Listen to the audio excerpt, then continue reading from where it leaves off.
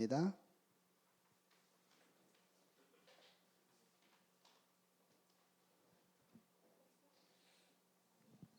자, 우리 다 같이 한 목소리로 읽도록 하겠습니다. 예수께서 앉으신 다음에 12 제자들을 불러놓고 그들에게 말씀하셨다. 누구든지 첫째가 되고자 하면 그는 모든 사람의 꼴찌가 되어서 모든 사람을 섬겨야 한다. 그리고 어린아이 하나를 데려다가 그들 가운데 세우신 다음에 그를 껴안아 주시고 그들에게 말씀하셨다.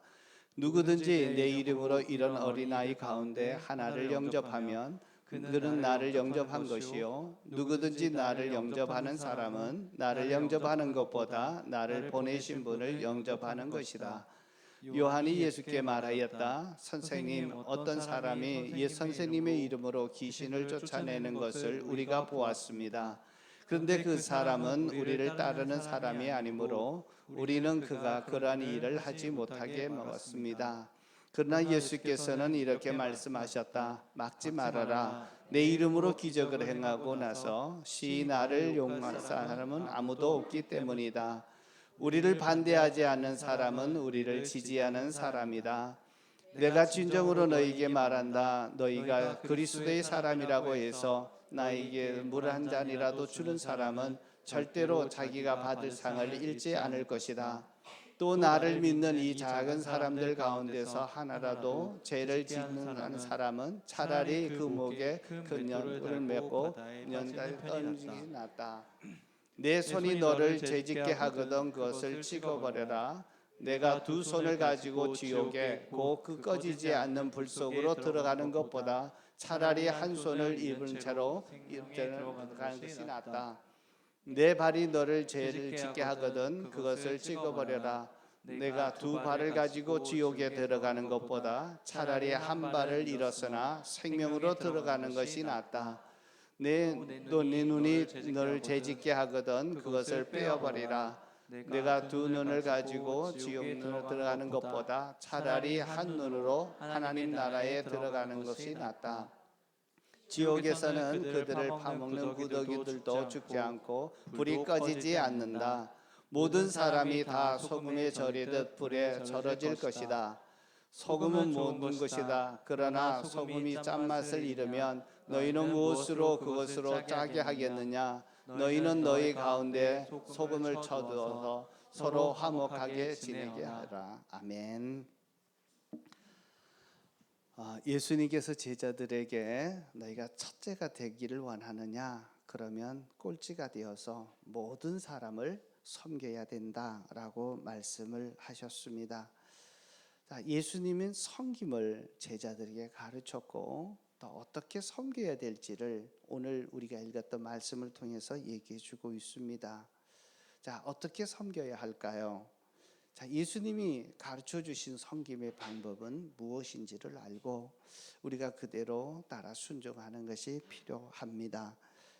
자, 오늘 세 가지로 예수님께서 우리가 어떻게 섬겨야 될지를 가르쳐 주시는데요. 첫 번째는 우리의 도움을 필요로 하는 사람을 섬겨라 라고 하는 것입니다.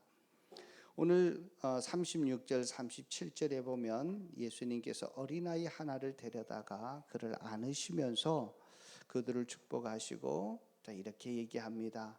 자, 이 어린아이들 가운데 하나를 영접하면 그는 나를 영접한 것이다 라고 말씀을 하고 계십니다. 너희가 첫째가 되고자 원하느냐? 그러면 이 어린아이 같은 아이들을 섬겨라 라고 얘기합니다.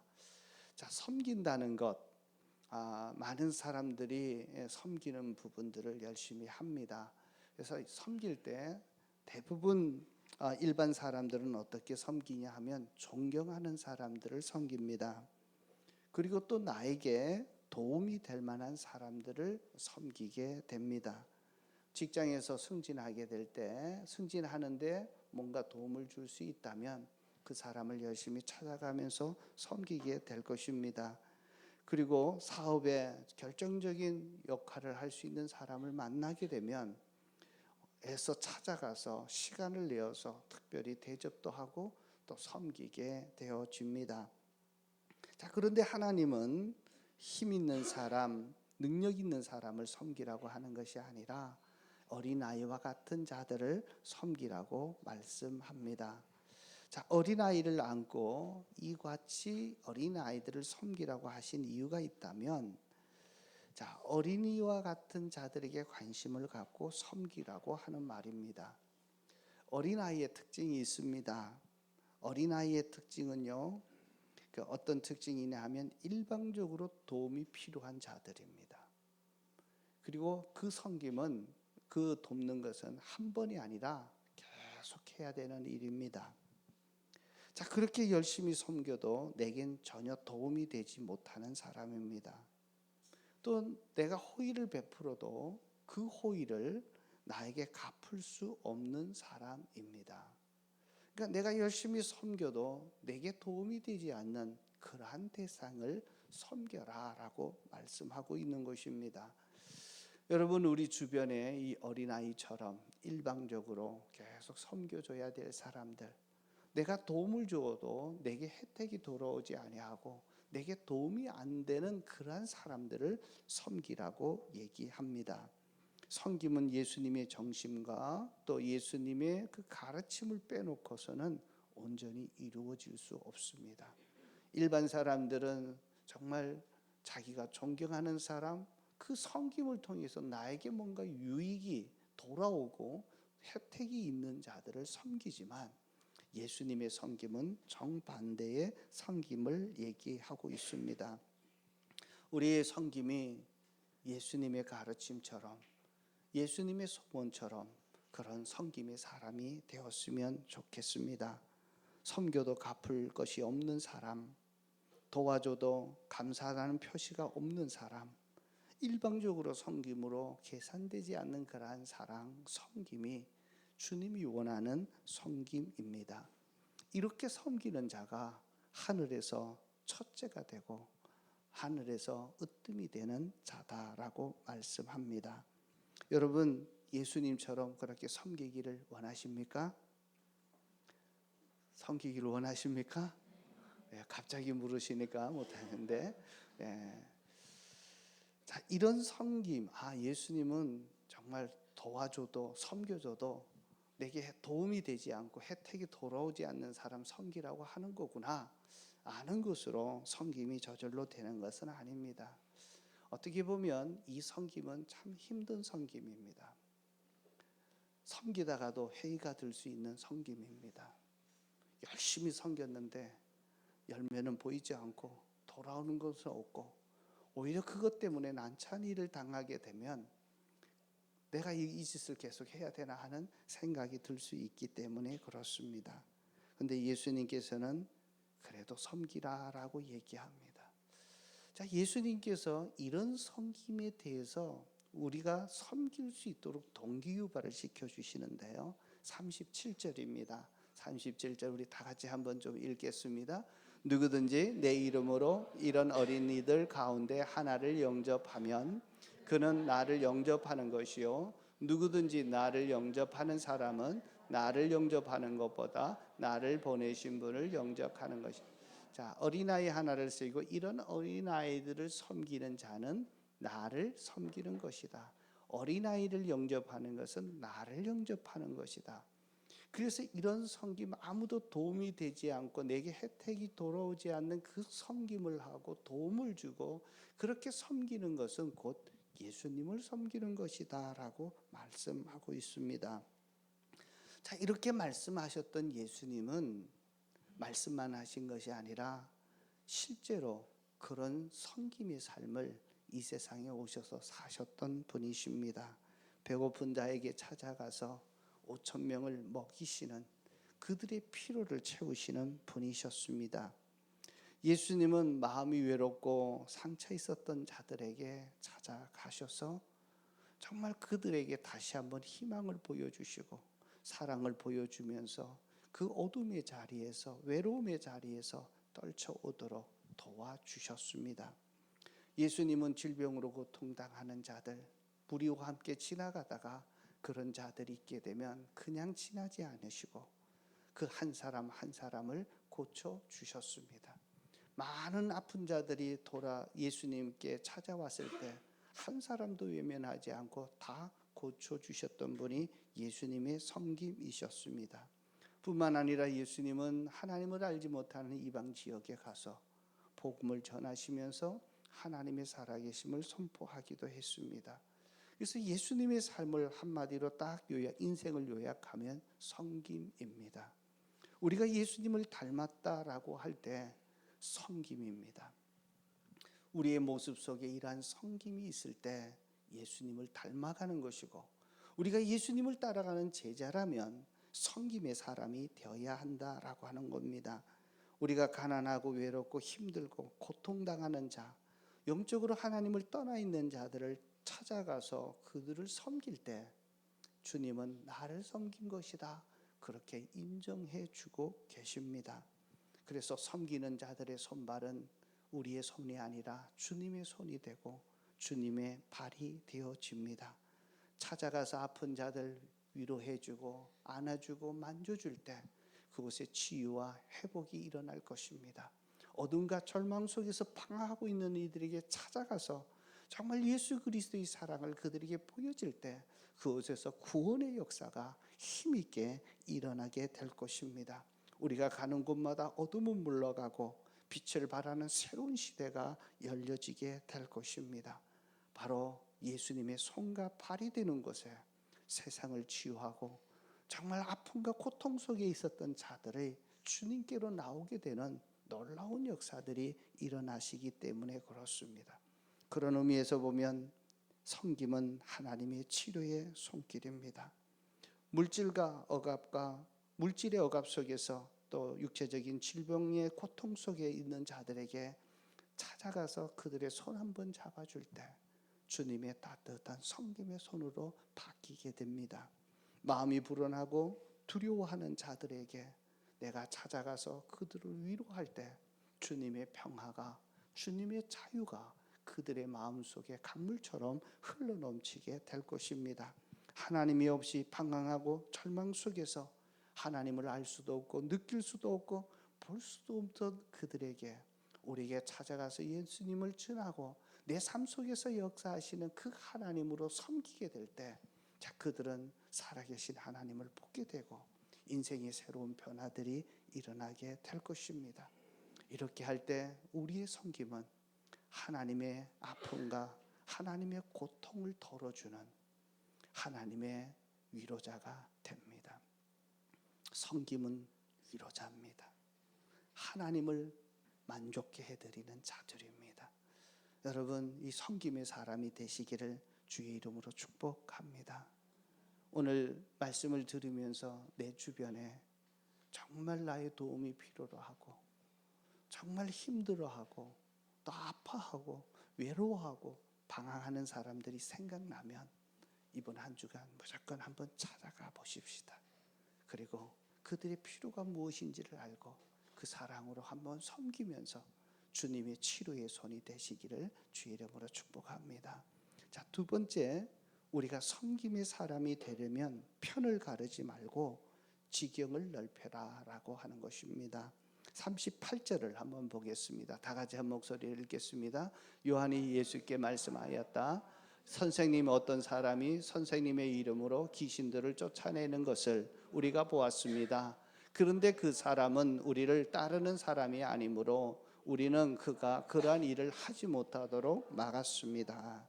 이 말을 했던 사람은 예수님의 측근이었던 바로 요한이었습니다. 자, 9장에 보면 마가복음 9장 그 직전에 그 사건들을 보면 예수님의 제자들이 예수님이 변화산에 올라가시고 내려왔을 때 귀신 들린 자들을 쫓는 일에 실패한 것을 보게 됩니다. 그래서 실패해서 예수님을 망신시킨 그러한 일들이 있습니다.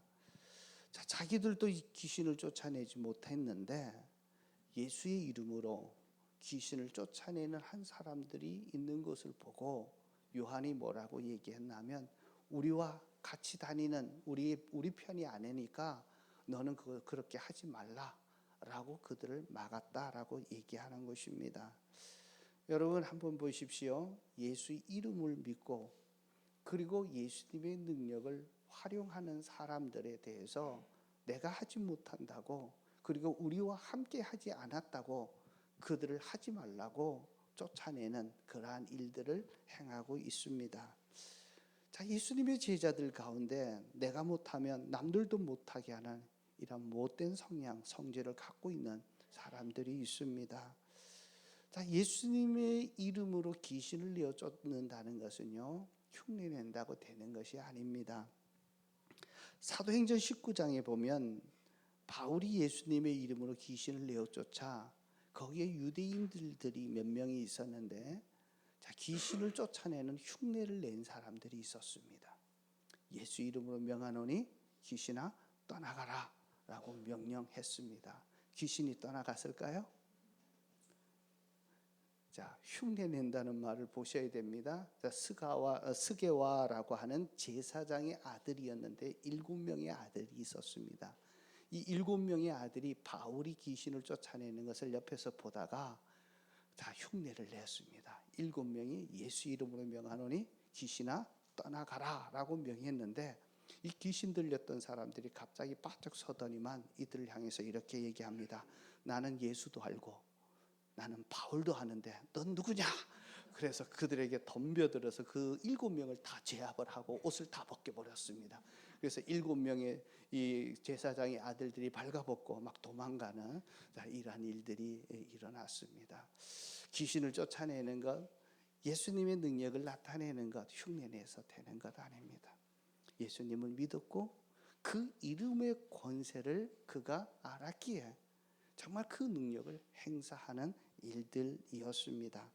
예수 이름으로 귀신을 쫓아냈다면 예수님을 따르는 사람이고 예수님을 믿는 사람입니다. 그래서 예수님이 뭐라고 이 요한에게 얘기하나 하면 39절 40절입니다. 같이 한번 보겠습니다. 그러나 예수께서는 이렇게 말씀하셨다. 막지 말아라. 내 이름으로 기적을 행하고 나서 쉬 나를 욕하는 사람은 아무도 없기 때문이다. 자, 그리고 더 보면, 자, 반대하지 않는 사람은 우리를 지지하는 사람이다라고 얘기합니다. 자, 예수님께서 이 말씀을 하신 이유가 뭐냐 하면, 우리를 반대하지 않는 사람은 우리를 지지하는 사람이다. 자, 누가 우리 편이냐? 누가 우리를 반대하느냐? 반대하지 않는 사람은 우리 편이다라고 얘기합니다. 지금 예수님의 제자 사도 요한은 뭐라고 얘기했나 하면, 우리와 함께 우리 그룹에 속하지 않았기에 내가 그 일을 하지 못하도록 막아버렸습니다. 그래서 우리와 함께 하지 않았던, 자, 우리의 소속에 들지 않았던 이 사람들 외에 예수님의 이름을 믿고 권능을 행사하는 그 사람들을 하지 못하도록 막았습니다라고 하는 겁니다. 자, 요한은 네 편 내 편 만드는 거야. 우리와 함께 하지 않기 때문에 너는 우리 편이 아니고 내 편이 아니라, 자, 그러니까 그런 일은 하지 말라라고 얘기합니다. 어떻게 보면 이런 것이 우리에게 익숙하지 않습니까? 자꾸만 자기 편을 정합니다. 네 편 내 편 가릅니다. 자, 왜 정하는가 보면 그 편을 정해야 자기의 그 안에 속속감을 느끼기도 하고 보호를 받는다는 안정감을 취하는 것 같습니다. 그래서 그런지 미워하는 사람, 싫어하는 사람이 있어야 사는데 활기를 느끼는 사람이 있습니다. 자꾸 편을 갈라가지고 이렇게 편을 만드는 것입니다. 여러분, 편을 가르는 부분을 예수님이 언급한 거와 섬기는 것과 무슨 상관이 있을까요? 자, 편을 가르면요, 섬김의 기회가 축소됩니다. 네 편 내 편 갈랐을 때 내 편 사람이 아니고 네 편이다 라고 얘기하면 아닌 사람들에 대해서요 판단하기 시작하고 비판하기 시작하고 정죄하기 시작합니다. 그래서 편이 갈리면 그들을 섬기고자 하는 마음조차가 싹 없어집니다. 그래서 네 편 내 편 가르는 순간 우리의 그 섬김의 기회들이 축소되고 섬김이 작아지기 시작합니다.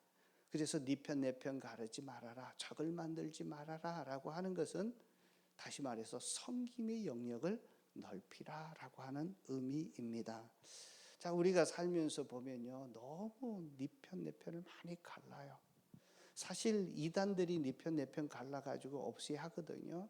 그래서 뭐냐 하면 자기들만 옳고 남들은 다 안 좋다라고 얘기하고, 그래서 비난하고 판단하고, 그렇게 해서 사람들을 유혹해서 모아 들이고 있는데, 자, 이단들이 쓰는 지법이 뭐냐 하면 계속 비난하고 판단하고 정죄하는 일들입니다.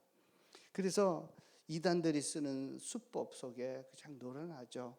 자, 그런데 이것이 이단에게만 있는 것이 아니라 어떻게 보면 믿는 우리들에게도 일어난다라고 하는 것입니다. 정말 옳은 신앙을 가졌고 거기에 대해서 열심을 가지고 있는데 우리 한국 교회들이 너무 이단에 대해서 작은 것 꼬투리 잡아가지고 이단을 합니다. 그래서 좀 넓게 봐야 되지 않을까 하는 생각을 합니다. 적어도 예수님을 구원자로 구세주로 믿고 있고 예수 이름으로 하나님의 능력이 나타나면 우리가 그대로 인정해주고 받아들여주고 적을 만들지 않는 것이 참 필요하지 않나 하는 생각을 해봅니다.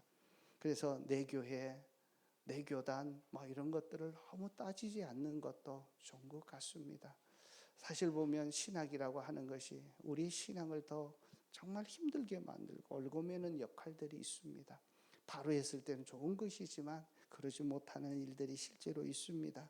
그래서 네 편 내 편 만들어서 원수로 만들게 되면 결국은 하나님을 원수로 만드는, 적으로 만드는 이러한 오류에 빠질 수 있다라고 하는 사실입니다. 여러분, 상대방을 적으로 만드는 순간 우리는 섬김의 기회를 잃어버립니다. 네 편 내 편 가르는 순간 섬김의 영역이 축소됩니다. 섬기고 싶은 마음이 싹 사라지고 맙니다. 네 교회 내 교회 가르는 것, 네 편 내 편 가르는 순간, 자, 그것은 주님이 원하는 섬김의 방식이 아니라 넓혀가기 위해서는 그렇게 하지 말아야 된다. 자, 우리가 살아가면서 만나는 사람들, 회사 가운데서 만나는 사람들, 내 주변의 사람들 혹시 네 편 내 편 가르고 자꾸 그러지 않나요? 우리가 정말 예수 믿는다면 좀 넓혀주는 이런 마음들이 필요한 것 같습니다. 오늘 말씀에 보면 예수님께서 뭘 얘기하나 하면 41절입니다. 41절 같이 한번 좀 읽어보겠습니다. 41절요, 시작. 내가 진정으로 너희에게 말한다. 너희가 그리스도의 사람이라고 해서 너희에게 물 한 잔이라도 주는 사람은 절대로 자기의 자, 여기 보면 그리스도의 사람이라고 해서 물 한 잔 주는 사람, 그 앞 구절에 보면 작은 소자라고 얘기합니다. 어린이라고 얘기하는데요. 어린이라고 하는 성경의 말에 보면 어린이라는 뜻도 있지만 종이라는 뜻이 있습니다. 그래서 41절에 보면 그리스도의 사람, 하나님의 일꾼들을 얘기합니다. 예수님의 이름으로 예수님을 위해서 사는 사람들입니다. 자, 이런 사람들에게 물 한 잔 대접한 것도 내가 그 상을 결코 잃지 않겠다라고 말씀합니다. 그래서 우리가 섬김의 영역을 좀 넓혀주는 부분들은 믿지 않는 사람도 섬겨야 합니다. 불쌍한 사람도 섬겨야 합니다. 그러나 자, 믿는 자들도 우리가 섬겨야 합니다. 우리가 예수 믿는 우리 가족들, 형제 자매들 가운데 힘들고 어려운 일도 섬겨야 합니다. 그리고 여기는 그리스도의 사람이니까 주를 위해 헌신하는 이들을 섬기라라고 하는 것입니다. 네 교회 내 교회 자꾸 가르다 보면 극단적인 이기적인 집단으로 변질돼 버릴 수 있습니다. 그래서 교회가 예수님을 닮는 것이 아니라 세상으로부터 정말 모욕을 당하는 데까지 가게 되는 것이 자꾸 네 편 내 편 갈라서 그렇게 되는 것 같습니다. 자, 섬김의 영역을 넓히시기를 축복합니다. 자, 믿는 형제 자매들도 우리가 열심히 섬겨야 되고 내 교회뿐만 아니라 다른 교회 믿는 자들이 아픔이 있을 때 저 섬김의 영역을 넓혀 주시기를 축복합니다. 또 그리스도의 사람이라면 주를 위해 헌신하는 사람인데요. 쉽게 얘기하면 내 영혼을 책임지는 자들을 섬기다라고 얘기합니다. 우리가 가정교회를 하면서 참 느꼈던 것 중에 하나가 이제는 우리 성도들이 이제 목자 목녀들의 역할이 목자 목녀의 역할이 우리 영혼을 맡아서 책임지면서 나를 위해서 기도하고 하나님에게 보고할 자들이다라고 얘기합니다. 그래서 목자 목녀를 열심히 잘 섬기셔야 합니다. 우리 목장 식구들이 있다면 우리 목자 목녀를 성공시켜서 하나님의 리더십을 발휘할 수 있도록 그렇게 섬길 수 있기를 축복합니다. 자, 모세의 후계자가 있었습니다. 갈렙과 여호수아였습니다. 두 사람을 가만히 비교해 보면요, 더 뛰어나고 더 두각이 나타나고 먼저 소개됐던 사람이 누구냐면 갈렙이었습니다. 성경에 보면 갈렙과 여호수아가 항상 이렇게 이름이 나왔습니다. 먼저 나왔다라고 하는 것은 더 두각되었던 것이 사실입니다. 자, 그런데 모세의 진정 후계자로 꼽힐 수 있었던 것은 갈렙이 아니라 여호수아였습니다. 갈렙의 믿음도 대단합니다. 그런데 여호수아가 어떤 부분을 보았기에 하나님이 모세의 후계자로, 그리고 하나님이 모세에게 약속하셨던 그 이스라엘을 가나안 땅으로 들어오게 만들어서 그곳에서 약속의 땅에 정착하도록 만들었을까? 자, 그런데 여호수아에게는요, 앞에 붙는 게 모세의 시종이다라고 하는 겁니다. 시종입니다. 자, 시종을 어떤 목사님은 그렇게 해석을 하더라고요. 가방 못지다. 사장이 가면 가방 들고 다니는 사람이 있죠. 자, 그토록 섬겨주는 거거든요. 그가 할 수 있도록 해주는 일인데, 우리 목원들은 우리 목자의 가방 못지 되기를 축복합니다. 그래서 그렇게 섬길 때 하나님이 여러분들의 인생을 이렇게 높여주실 것입니다. 우리 목자 목녀들뿐만 아니라 주를 위해 헌신하는 목회자들, 선교사들을 돕는 일은 선교사들의 상을 받게 될 것입니다. 그래서 우리가 섬기는 일에 믿지 않고 연약한 자들뿐만 아니라 믿는 자들, 내 영혼을 책임지는 자들을 정말 섬기는 이러한 지경을 넓혀주기를 축복합니다. 이번 평세를 마치면서 저는 너무 감사했습니다. 이번에 15개 교회 23명의 천사가 저희 교회에 와서 2박 3일 동안 평신도 세미나를 열었습니다. 자, 이분들 보면 사무에서 왔던 사람들보다 가라 그러니까 이제 왔던 분들이 더 많고요. 자, 그렇지만 한결같이 공통점이 있다면 마음에 정말 많이 다운돼 있는 사람들. 그래서 이분들이 보면 정말 다시 한번 뭔가 하나님을 만나야 될 사람들을 보내주셨습니다. 한결같이 이분들이 와서 감동하면서 정말 다시 한번 하나님께서 나를 이곳에 오신 목적을 알았다. 내가 돌아가면 목자로서 영혼 구원에서 정말 교회를 섬기는 일에, 하나님을 섬기는 일에 쓰겠다 고백하는 그 피드백을 들으면서 얼마나 감사했는지 모릅니다. 한 분은 그렇게 얘기하더라고요. 제가 이제 휴스턴 서울교회 다녀와서 감동받았던 얘기하니까 자기도 다녀왔는데 이제는 비싼 비용 들여서 휴스턴 갈 필요 없다. 우리 은혜로 교회만 오면은 그 감동을 받는다라고까지 이렇게 고백을 해주셔서 이분들이 얼마나 큰 감동을 받았는지 알게 되는데요. 이번에 이분들이 하면서 제가 정말 봤는데 저의 강의도 있지만 무엇보다도 이번에 우리 성도님들의 섬김에 감동이 되었고, 또 하나는 간증에 이분들이 다 눈물을 흘리면서 듣는 모습을 봅니다. 자, 우리 교회 목자 목녀로 헌신하고 수고하는 분들이 정말 감동을 줄 수 있는 그런 섬김의 사람이 되었다는 것 얼마나 감사할지 모르고, 이제 우리 은혜로 교회를 통해서 이곳에 왔던 15교회가 저희 교회를 때문에 도움을 얻고 섬김을 받고 새로워질 것입니다. 교회는 일꾼들이 세워지고 헌신하는 자들이 생겨나는 것이 필요한데 이분들이 돌아가서 정말 교회에 새로운 바람을 일으킬 거라고 저는 확신합니다. 그래서 섬김 평신도 세미나는 섬김의 지경을 넓혀주는 일들입니다. 하나님께서 올해 이렇게 전 성도들이 다 수고하고 애쓰는 것 얼마나 감사한지요. 특별히 섬김의 사람들 중에 우리 장년들 아르헨티나 묘정 목장, 또 삿포로 목장, 또 블레싱 목장 다 와가지고 막 섬기시는데, 이 섬김에 보시고 첫 번째 음식을 섬겨주는데 그날이 가장 추운 날이었습니다. 정말 희생하면서 기쁨으로 섬겼고, 자, 일을 나가야 될 형편인데도 일부러 연차를 내고 나가지 않고 기쁨으로 섬기는 모습을 보면서 하나님께서 이 모습들을 받아주신다. 그래서 이 일을 통해서 정말 15교회가 새로워지고 도와주는 일에 하나님이 우리 교회를 사용하셨습니다. 여러분도 지경을 좀 높일 수 있기를 주의 이름으로 축복합니다. 자, 세 번째입니다. 우리가 섬김의 삶을 살기 위해서 꼭 해야 될 부분이 뭐냐면 자신의 죄는 가혹하게 다루어라 라고 하는 것입니다. 43절부터 한번 읽겠습니다. 43절. 내 손이 너를 죄 짓게 하거든 그것을 찍어버려라. 내 두 손을 가지고 지옥에 곧 꺼지지 않는 불 속에 들어가는 것보다 차라리 한 손을 잃은 채로 생명에 들어가는 것이 낫다. 내 발이 너를 죄짓게 하거든 그것을 찍어버려라. 내가 두 발을 가지고 지옥에 들어가는 것보다 차라리 한 발을 잃었으나 생명에 들어가는 것이 낫다.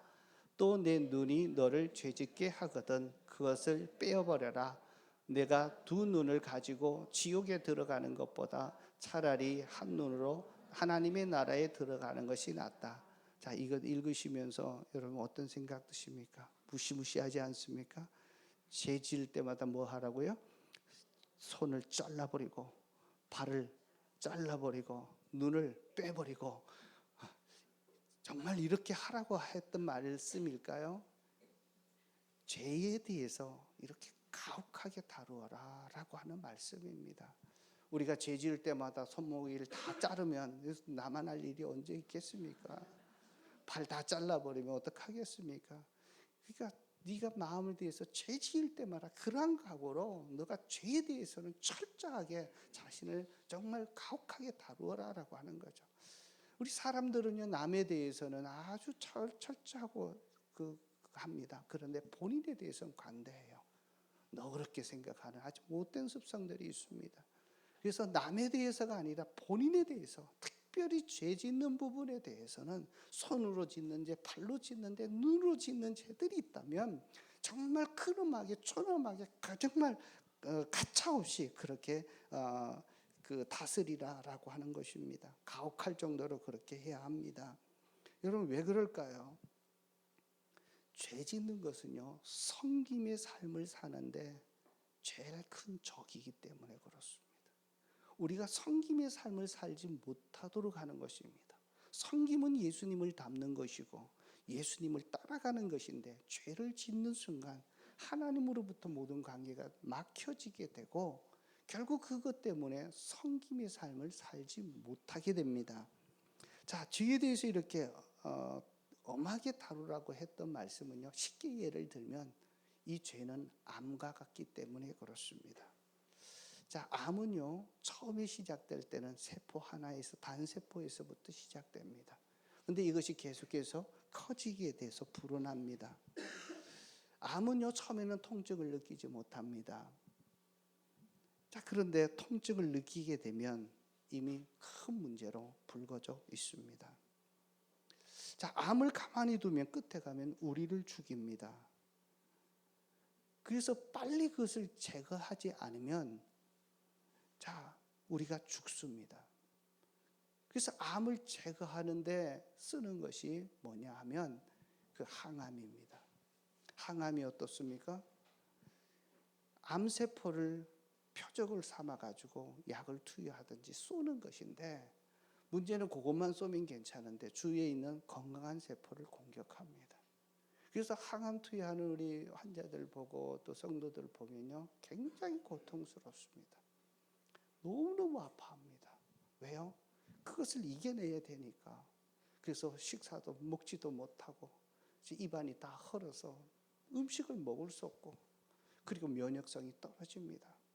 그래서 그때 또 운동을 해야 되고 먹어야 되고 면역성을 일으켜야 되는데 왜 그 고통스러운 과정들을 합니까? 암세포를 죽이기 위해서 그런 것 아닙니까? 죄도 똑같습니다. 죄를 그냥 두면 처음엔 통증을 느끼지 않는데 이것이 암세포처럼 점점 커지게 돼서 결국 누구를 죽입니까? 나를 죽이게 됩니다. 죄에 대해서 그래서 손을 잘라버리고 발을 잘라버리고 눈을 빼버릴 정도로 가혹하게 철저하게 다루라라고 얘기합니다. 죄가 있게 되면 섬김의 삶을 살 수가 없습니다. 자, 암병에 걸리게 되면요, 이제 걸려서 투병하시는 보면 자기 몸 하나 갖추기가 너무 힘들어요. 그래서 섬길래도 섬길 수 있는 체력이 되지 못해요. 섬김의 삶을 살 수가 없게 됩니다. 자, 우리가 그리스도인으로 태어나서 그리스도인이 살려면 섬김의 삶을 살아야 되는데 죄 짓는 것에 대해서 그렇습니다. 여러분, 우리가 작은 것에서부터 시작합니다. 죄는 섭섭한 마음, 회개하지 않는 어떤 미움, 마음 같은 것, 또 마음속에 숨겨져 있는 질투나 시기심, 평소에 조금씩 하는 거짓말, 자, 이런 것들이 나중에 큰 죄가 되어서 우리를 죽이게 된다는 사실을 꼭 기억해야 합니다. 그래서 믿는 우리들은요, 죄의 모습을 볼 때 피 흘리기까지 대항하라라고 하는 바울의 고백도 말씀도 있습니다. 암이 발견되면 즉시 손을 써야 하고 도려내야 하듯이, 자, 우리도 죄가 발견되는 순간에 그것을 도려내야 돼. 가혹하게, 철저하게, 엄격하게 죄에 대해서 우리가 신경을 써야 합니다. 제일 좋은 방법이 있다면 예방하는 것입니다. 초기에 발견해서 빨리 떼어내는 거예요. 그래야 고생을 덜하게 됩니다. 자, 작은 죄라도 보일 때, 기묘가 보일 때 처음부터 싹둑 잘라내는 것입니다. 그래서 그 방법 중에 하나가 있다면 하루에 여러분 10분만 한번 시간을 내보십시오.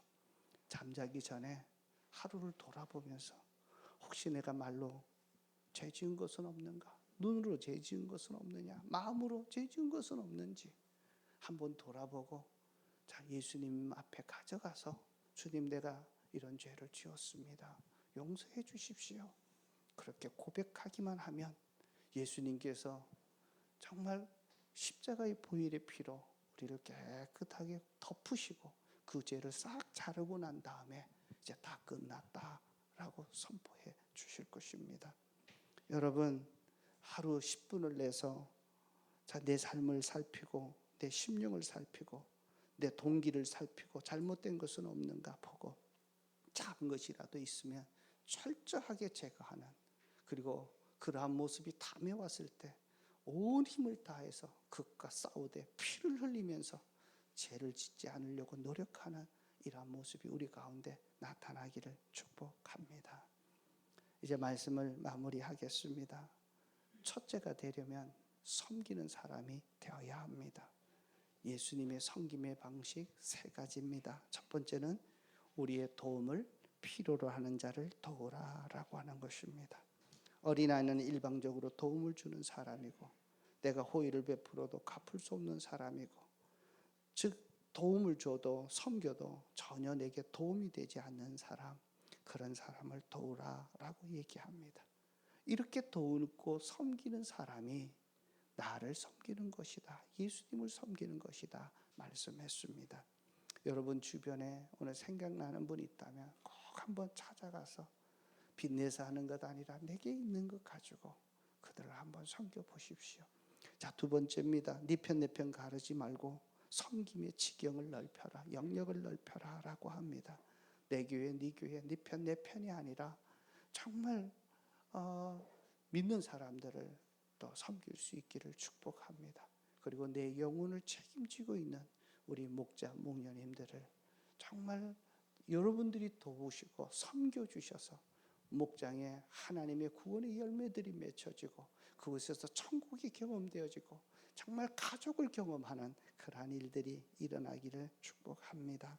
그래서 특별히 오늘 목 식구들이 있다면 목자 목님에게 찾아가서 또 목장할 때 정말 고맙다고, 내가 도와드리겠다고, 그래서 말씀만 하면 내가 하겠다고 그렇게 한번 힘이 되어 보십시오.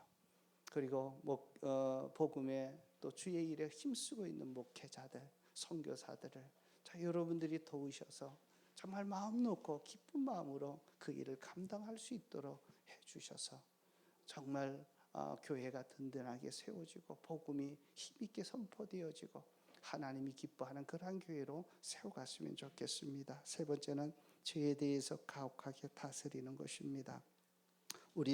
죄를 가만히 두면 우리를 죽입니다.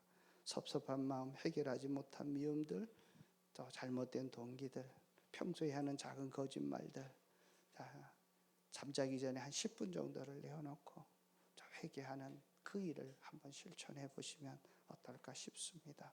하나님이 그럴 때 여러분을 통해서 정말 주변 사람들이 도움을 받고 정말 하나님의 놀라우신 은혜를 그들이 경험하게 되는, 그리고 그들의 삶이 변하게 되는 것을 보게 될 것입니다.